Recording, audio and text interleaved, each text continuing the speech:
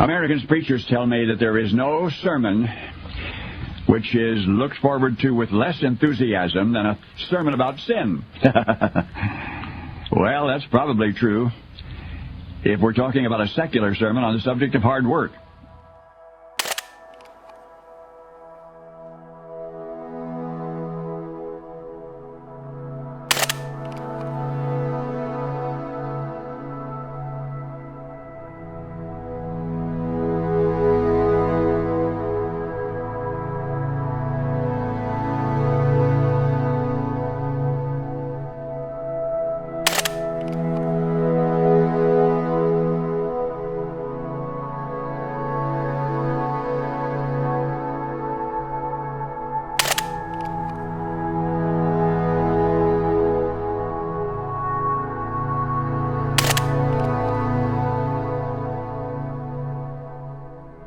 Our leaders could readily rally you to fight and die for your country, as they have many times, and you would, even again. But if Paul Harvey or any politician should state that our only chance for survival is to get off our dead centers and get to work, well, I'd be lucky if you'd let me finish.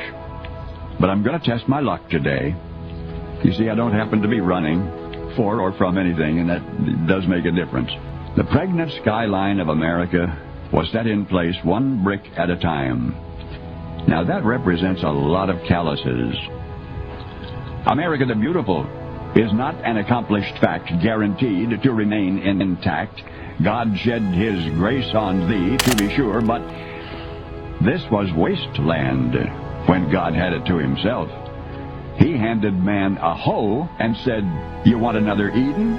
All right, earn it." And all that's necessary for the weeds to take over again is for you and me to lay down that hoe. Now, Americans, the problem is less acute today than it has been. We're on the right track right now. But if we sit down on that track, I'm afraid we're going to get run over. We tell our young people how our country was carved out of the wilderness. No, it wasn't. Our nation was not carved out of the wilderness. Our nation was hammered and hoed and chopped and dug and sawed and clawed out of the wilderness by bare-handed men who asked nothing for nothing.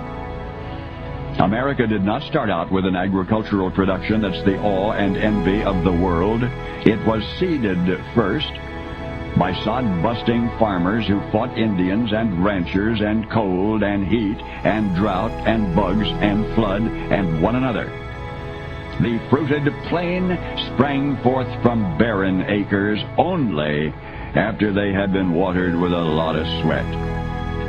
I guess what I'm saying is that the more history I study, ours and others, the more certain I am that there is one fertilizer essential to the survival of civilization, and that fertilizer is sweat. And I don't mean perspiration. I mean the kind of steamy, streamy, salty sweat that's wrung from a man by hard physical work. Somehow, the sweat gets into the soil of a farm, or a factory, or a city, or a state, or a nation, and everything thereabouts grows tall and strong and tough enough to stand against any storm.